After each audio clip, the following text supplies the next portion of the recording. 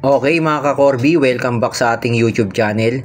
Ngayon ay tuturuan ko kayo kung paano gamitin ang page break sa MS Word. Let's define page break. Is a command that forces content following it to start on a new page.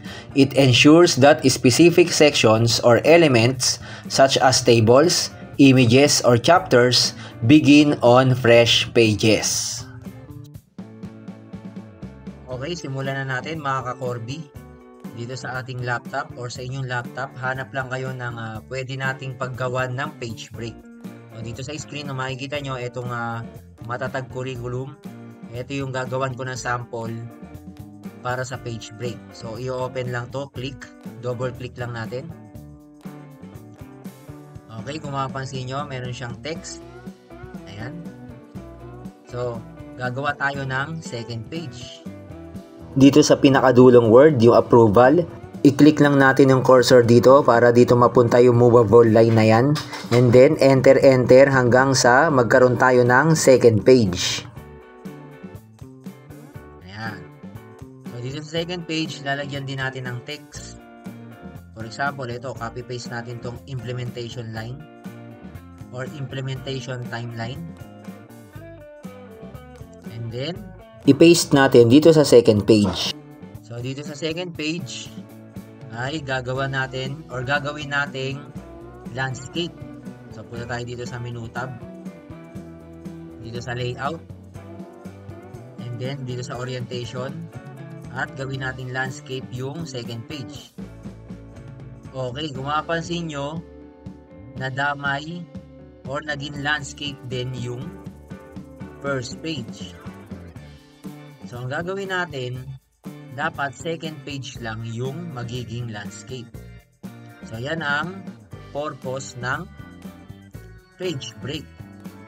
Okay, so i-undo lang natin dito, yan, sa taas, undo. Ayan. So, para maging landscape tong second page, dito tayo sa first page pumunta. Okay, ayan. Dito, kung mapapansin nyo yung approval na word, ilagay nyo dito or i-click nyo yung cursor or yung moving line na yan. And then, punta tayo ulit dito sa layout, sa breaks, and then next page. Ayan. So, kung mapapansin nyo, nag-move yung movable line na to dito sa second page. So, ayusin lang natin. Ayan. Okay. So, tingnan natin ngayon dahil na-click na natin yung page break na to. Punta na tayo dito sa orientation. And then, i-click na natin yung landscape. Ayan. Kung makapansin nyo mga ka-Corby, hindi nadamay yung first page.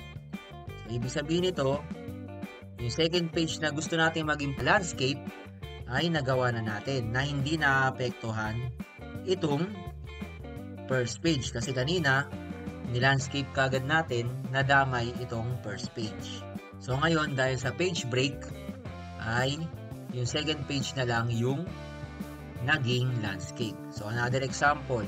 So, dito naman sa guideline na nakikita nyo, yan, for example, ayan, yung guideline na yan, i-click nyo lang dyan yung cursor natin o yung moving line na yan.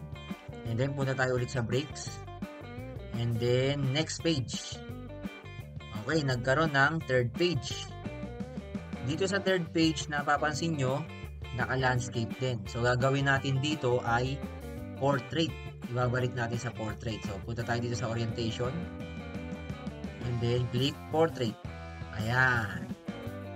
So, kung makapansin nyo ulit, nag-portrait yung third page.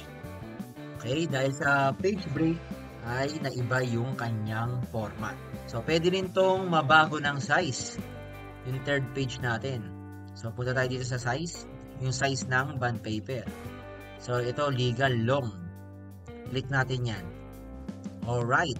So, mapapansin nyo yung third page, naging long bond paper. So, yan ang kahalagaan ng page break. To separate the document format without affecting other pages. Okay. So, ulit-ulitin nyo lang yung process mga ka-Corby. Kung paano gawin yung page break sa mga MS Word file natin. Maraming salamat sa inyo mga ka-Corby. That's all for today. Keep safe. Thank you very much and God bless everyone.